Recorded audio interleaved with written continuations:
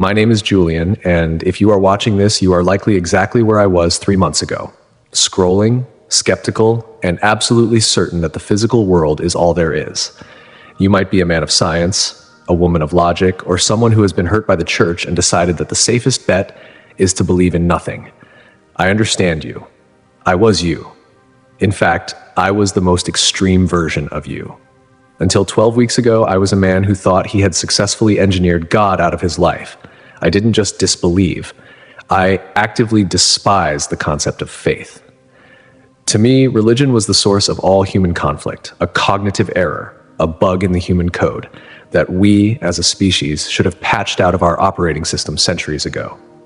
I was a software architect, specifically working in the bleeding-edge field of artificial general intelligence, AGI. My entire existence was built on code, on logic, on things that could be proven, tested, simulated, and replicated. If it couldn't be written in binary or defined by an algorithm, it simply didn't exist. It was noise. It was fantasy. I was wealthy, successful, and incredibly arrogant. I viewed Christians in particular as people running on legacy hardware, outdated, slow, and incompatible with the future I was helping to build. I lived in a penthouse that looked down on the city, a fortress of glass and steel that reinforced my worldview. I was above it all. I had a garage full of exotic machines, a portfolio that grew by the second, and a reputation for being the sharpest, albeit coldest, mind in the room. I didn't need a savior. I was my own savior. I was building the new gods of silicon and electricity. But the universe, or rather the creator of the universe, has a way of humbling you when you stand too tall. My Tower of Babel wasn't made of bricks. It was made of neural networks and pride. And it didn't crumble over decades. It fell in a fraction of a second on a winding canyon road just 3 months ago. To understand why my experience was so shattering, you have to understand the depth of my blindness. I want to take you back to an event that happened only 8 months prior to my death. It was February of this year. I was the keynote speaker at a major tech conference in San Francisco, an event attended by the elite of the Valley. The room was packed with thousands of developers, investors, and journalists, the air buzzing with the electric anticipation of the next big thing. I was there to unveil a new predictive learning model, a system designed to map human behavior with terrifying accuracy. I walked onto that stage feeling like a god. The lights, the applause, the hungry eyes of the audience. It all fed a deep, cavernous ego that I mistook for confidence. I gave my presentation flawlessly. But during the Q&A session, the atmosphere shifted. A young woman stood up in the middle of the auditorium. She looked out of place among the tech bros in their hoodies and vests. She was nervous, holding the microphone with trembling hands. She asked a question that had nothing to do with code or latency or processing power. She asked, "Julian, with AI becoming so advanced, do you worry we are playing God? Do you believe there is a line we shouldn't cross because of the sanctity of the soul? If we create consciousness, what happens to the spiritual value of a human being?" I remember the silence in the room. It was heavy, awkward. I remember looking at her, zooming in on the small silver cross necklace she wore, and feeling a surge of intellectual disgust. It felt like someone had brought a tarot deck to a physics lab. I didn't just answer her, I decided to make an example of her. I wanted to show the room that this kind of thinking was obsolete. I laughed into the microphone, a sharp, derisive sound that echoed through the auditorium's sound system. The soul? I mocked, my voice dripping with a practiced, charismatic condescension. The soul is a ghost story we tell ourselves because we're afraid of the dark. It's a biological coping mechanism. There is no ghost in the machine, sweetheart. There is only the machine. We aren't playing God. We are replacing the need for him because he was never there to begin with. We are upgrading the species. The crowd erupted in laughter and applause. They loved the brutality of it. They loved the certainty. I saw the color drain from that girl's face. I saw her sit down, shrinking into herself, humiliated, her hand instinctively covering the cross on her neck. I felt a rush of power, a dopamine hit of superiority that was better than any drug. I later found out that clip went viral on Twitter, titled, "Tech CEO Destroys Religious Girl." I watched it over and over in my penthouse, sipping expensive scotch, proud of my wit, completely blind to my cruelty. That was me. That was the state of my heart less than a year ago. I was a man who crushed people to elevate himself. Then there was the situation with my brother, Marcus. This happened just 5 months ago. Marcus had always been the soft one in the family, the artist, the dreamer, the one who felt things too deeply. He had struggled with addiction for years, heroin mostly, a symptom of a pain I never bothered to understand. But recently, he had gotten clean. He claimed Jesus had saved him. He claimed he had found a new high in the Holy Spirit. To me, it was pathetic. I claimed he had simply swapped one addiction for another, trading the needle for the pew. We met for lunch one afternoon in May at an upscale bistro. I remember the contrast. I was in a $3,000 suit. He was wearing thrift store clothes, but he looked clean. His eyes, usually dull and pinned, were bright. He looked healthy. But instead of being happy for him, I was annoyed. I was waiting for him to ask for money. Instead, he reached into his bag and pulled out a Bible. It was a small, cheap, leather-bound one, worn at the edges. "Julian," he said, his voice trembling slightly, "I know you think I'm crazy. I know you think I'm weak. But this saved my life. I just want you to read the book of John. Just read it. It talks about the Logos, the Word. I think you'd understand it." I looked at the book like it was a piece of radioactive waste. I didn't take it. I felt insulted that he thought I, the architect of digital intelligence, needed his ancient mythology. I pushed it back across the table hard. My hand struck his water glass, knocking it over. Ice water flooded the table, soaking the tablecloth and dripping onto his lap. "I don't need your crutch, Marcus," I sneered, loud enough for the tables nearby to hear. "If you want to believe in fairy tales to keep the needle out of your arm, fine. That's your weakness. But don't bring that garbage to my table. I solve problems with my mind, not by begging an imaginary friend for help. Keep your delusions to yourself." I stood up, threw a $100 bill onto the wet tablecloth, and left him there. I didn't look back. I didn't see him picking up the soaking wet Bible.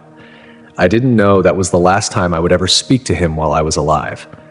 I cut him out of my life that day, blocking his number, filtering his emails. I told myself I was setting boundaries with a fanatic. In reality, I was running from the light he was reflecting because it burned my eyes. Fast forward to the day that changed everything. It was a Saturday morning, exactly 3 months ago. The weather in California was perfect, crisp, clear, with a sun that made the world look high definition. I decided to take my motorcycle out. It was a Ducati Panigale V4, a masterpiece of Italian engineering, a beast of a machine that I loved more than I loved most people. I wore full gear, a custom leather racing suit, a carbon fiber helmet, reinforced boots. I believed in protection. I believed in physics. I believed that if I rode skillfully, if I calculated the apex of every turn, I was in control. I headed for the canyons, looking for the twisty, technical roads where I could push the bike and myself to the limits. I was aggressive that day, leaning deep into the corners, feeling the G-force, feeling the adrenaline surge. I was listening to a podcast about transhumanism inside my helmet, nodding along as the host discussed the singularity. The moment would upload our consciousness to the cloud to achieve digital immortality. Who needs heaven when we have servers? I thought, smiling at the irony. We are about to defeat death with data. I came around a blind corner doing about 80 miles per hour. I was fast, but I was in my lane. I was precise. What I didn't account for, what no algorithm, no amount of money, and no amount of arrogance could predict, was the gravel truck that had drifted over the double yellow line coming the other way. It was massive, a wall of steel and dirt, taking up 3/4 of the road. There was no time to brake, no time to swerve, no time to think. I remember seeing the chrome grille of the truck filling my entire field of vision. I remember the terrified eyes of the truck driver through his windshield. I remember the horrifying realization that physics, my God, was about to kill me. I remember thinking, this is it, lights out, the simulation ends. The impact was like a nuclear detonation. I didn't feel pain immediately. I felt a shattering. The world dissolved into a kaleidoscope of twisting metal, shattering glass, and blue sky. My body was thrown like a rag doll, a sack of meat against the uncaring asphalt. I hit the guardrail with a force that snapped bones like dry twigs. And then, silence. Absolute, total silence. The podcast stopped. The engine noise stopped. The wind stopped. I expected nothingness. I expected the fade to black I had preached about for decades. I expected the cessation of consciousness, but I was still there. The darkness that followed wasn't sleep. It wasn't the peaceful oblivion I had assumed death would be. It was heavy, it was thick, it felt like being buried alive in wet concrete, but the concrete was inside my mind. I was conscious, hyperconscious, but I had no body. I was just a point of awareness in a suffocating infinite void. I tried to scream, but I had no mouth. I tried to open my eyes, but I had no eyelids. I was just mind floating in an absolute, terrifying isolation. Is this the hospital? I thought, my internal voice sounding deafeningly loud in the silence. Did I go blind? Did I get locked in? Can anyone hear me? Panic began to set in. A primal, clawing panic that is impossible to describe if you haven't felt it.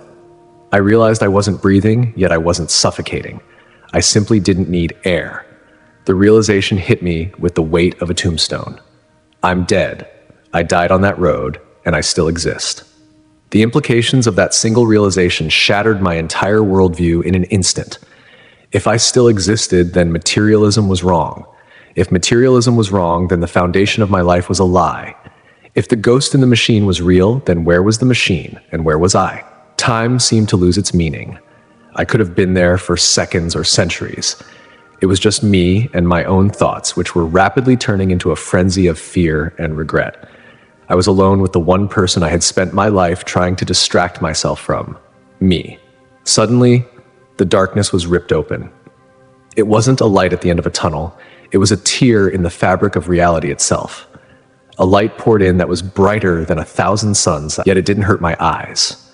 It was a living light. It was gold, white, blue, and colors I don't have names for, colors that seemed to vibrate with emotion, and it had a sound, a humming, resonant frequency that felt like a choir of violins, thunder, and rushing water all at once.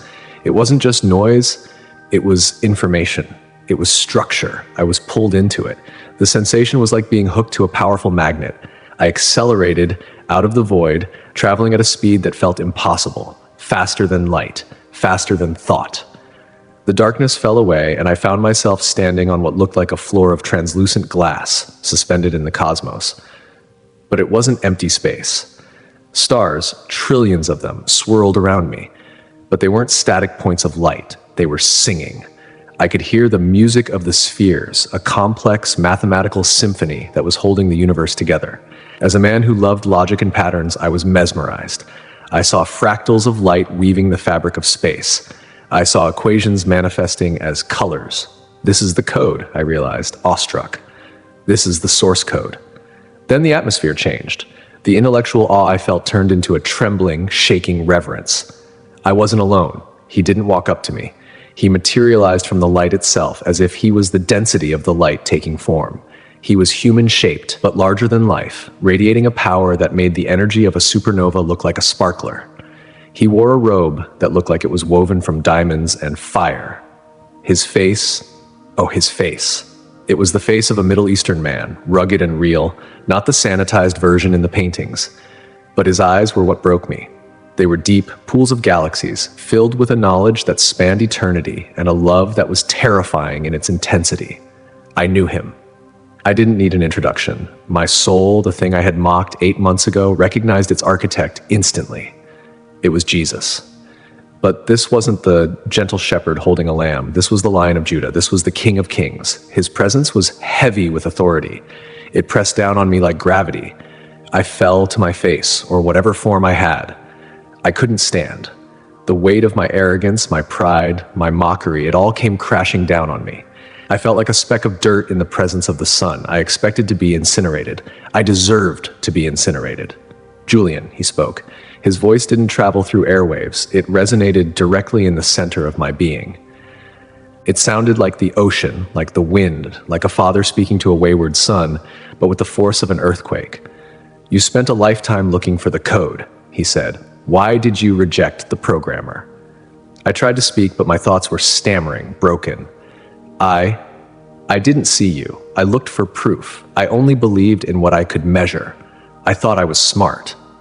You measured the painting and denied the painter, he replied, not with anger, but with a truth that cut like a scalpel, dissecting my excuses. You worshipped the creation and mocked the creator. You prided yourself on your intellect, but your intellect was a gift from me that you used to try and disprove me. You built a kingdom of sand and called it a fortress. Then he waved his hand. The stars vanished. We were in a screening room of sorts, but it was vast, encompassing everywhere. A holographic projection appeared in the air. It was high definition, 3D, more real than reality. I was watching my life, but specifically the last year. The life review isn't a movie you watch, it's a reality you re-enter. The scene shifted to the conference in San Francisco. I saw myself on stage, looking confident, sharp, and powerful. I saw the girl Emily stand up. I saw the hope and nervousness in her eyes. I saw her genuine desire to understand how her faith fit into this new technological world. And then I saw myself mock her. But this time, I didn't experience it from my perspective. I experienced it from hers. I was inside her body. I felt the knot in her stomach as she stood up, the courage it took to speak. I felt the stinging slap of my laughter. I felt the crushing blow to her spirit when I called her faith a ghost story. I felt the heat of shame burn her cheeks. I felt her question her own worth, wondering if she was stupid, if she was deluded. I felt the darkness I had poured into her, a seed of doubt that I had planted. It was physically painful to me, like acid in my veins. I writhed on the ground of that place, screaming, "Stop! Please stop! I didn't know it hurt that much. I thought I was just debating." "Words are containers for power," Jesus said, his face stern, his eyes filled with a fiery sorrow. "You used yours to poison. You crushed a reed I was trying to water. You took the influence I gave you and used it to drive my children into the shadows." The scene shifted. I was at the restaurant with my brother Marcus. I saw myself shove the Bible away. I saw the water spill. But then I jumped into Marcus's body. I felt the rejection. It wasn't just annoyance. It was a deep, searing pain of a brother who wanted to share the only lifeline he had found, only to be slapped away by the person he admired most. I felt his despair as I walked out. I heard his internal thought. Maybe Julian is right. Maybe I am just a junkie with a crutch. Maybe I'm not worth saving. I saw what happened after I left. I saw Marcus go home to his small, lonely apartment. I saw him sit on the edge of his bed, staring at a bottle of pills he had kept just in case. I felt the temptation clawing at him, the voice of addiction whispering that his own brother thought he was worthless, so why bother staying clean? I saw him weep, holding the wet Bible, fighting a battle I had made 10 times harder. "You almost killed him," Jesus whispered, the sound vibrating through my soul. "Not with a gun, but with your pride. You withheld love because it didn't fit your algorithm. You chose to be right rather than to be a brother." I was weeping now. Not tears of water, but tears of the soul, a deep, heaving grief. "I'm sorry," I sobbed. "I was so arrogant. I thought I knew everything. I was so blind." "The wisdom of this world is foolishness to God," he said, his voice softening. He reached down and lifted me up. His touch was like electricity, warm, energizing, pure love. It washed away the shame, leaving only a raw, trembling vulnerability. "But you are not defined by your blindness, Julian. You are defined by what you do now that you can see." "Come," he said. "I want to show you what you rejected. I want to show you the reality behind the shadow." The environment shifted instantly. We were standing on a grassy hill, but the grass wasn't just green, it was alive. It was a vibrant emerald color that seemed to hum with energy. Each blade felt distinct, conscious. The air smelled like rain, ozone, and blooming jasmine, but richer, deeper, as if I were smelling the concept of freshness itself. In the distance, I saw a city. It wasn't the fluffy cloud city of cartoons, it was a metropolis of light. It looked like it was grown from living crystal and diamond. Spire after spire reached into a sky that was a tapestry of auroras. It pulsed with light, not from a sun, but from within. I saw people, thousands of them. They were gathered in the gardens around tables, feasting. But they were also working. I saw structures being built, music being composed, technologies being explored that made my AI work look like an abacus. "You love discovery," Jesus said, standing beside me. "You love knowledge. You thought heaven was a boring church service that never ends. But this is the kingdom of expansion. Here, the learning never ends. The science you loved on earth is but a shadow of the physics of heaven. Here, thought becomes reality. Here, connection is absolute."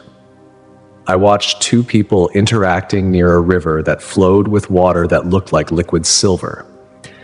They weren't just talking, they were exchanging light. I could see that they completely understood each other. There was no deception, no hidden agenda, no ego, no misinterpretation. It was the perfect communication I had always tried to code into my neural networks, but never could because I couldn't code empathy. "This is what you were built for," he said. "Union. With me and with each other. This is the network you were trying to build, but you were building it with wires instead of love." I felt a hunger to run down that hill and join them. I wanted to study the physics of this place. I wanted to talk to the architect about the code of the flowers. I wanted to be part of that joy. It felt like the home I never knew I was missing. "But you cannot stay," Jesus said. The scene began to fade, the colors desaturating. "No," I cried, reaching out. "Please, don't send me back. I can't go back to the gray world. I can't go back to the machine. I belong here now." The beautiful city vanished. We were back in the star-filled void, but the stars were distant now. Jesus looked at me, intense and urgent. "Julian, look down." I looked. Below us, far below, was a swirling gray mist. It looked like a storm of static on an old television screen. It was cold, a biting, spiritual cold that made the absolute zero of space feel tropical. "That is the outer darkness," he said. "That is where you were heading. It is not a dungeon I built to torture people. It is a fortress they built to protect themselves from me. It is the place of pure isolation." My vision zoomed in. I saw the landscape of that place. It was a barren, gray wasteland. No color, no sound, no wind, just gray rock and dust. I saw figures there, separated by vast distances. They weren't burning in fire, they were freezing in loneliness. I saw a man sitting on a rock, mumbling to himself. He was arguing with someone who wasn't there. He was trapped in a loop of his own logic, his own grievances, his own pride. He was the center of his own universe, and his universe was empty. "That is the state of the ego, completely turned inward," Jesus said, his voice filled with immense sorrow. "There is no math there. There is no logic. There is only the chaos of the self, separated from truth. They chose to be alone. They chose to be their own gods, and this is the kingdom of one." I shivered. I knew that place. I had felt the edge of it in the first moments of my death. It was the ultimate end of my philosophy. The self, alone, forever. "I am sending you back," he said, turning me away from the abyss, "because there are too many Julians down there. There are too many brilliant minds trapped in the cage of their own intellect. They think they are free because they have broken the chains of religion, but they are prisoners of pride." He stepped closer, his eyes locking onto mine with a fire that burned away the last remnants of my hesitation. "You must tell them. Tell the builders, the coders, the thinkers. Tell them that logic does not end with the physical. Tell them that I am the logos, the logic that holds the universe together. Tell them that without love, their code is zero. Tell them that they are building a tower to heaven, but they are forgetting the foundation." "They won't listen," I pleaded, panic rising. "They'll think I have brain damage. They'll think the accident scrambled my neurons. I'll lose my reputation. I'll lose my company. I'll be the laughing stock of Silicon Valley." Jesus smiled, and it was a smile of triumphant challenge. "What does it profit a man to gain the whole world and lose his soul? You will lose your reputation, Julian, but you will gain your life, and you will help others find theirs. Go, reconcile with your brother, apologize to the girl, and build something that points to me." He placed his hand on my chest. I felt a surge of power, like a defibrillator made of light.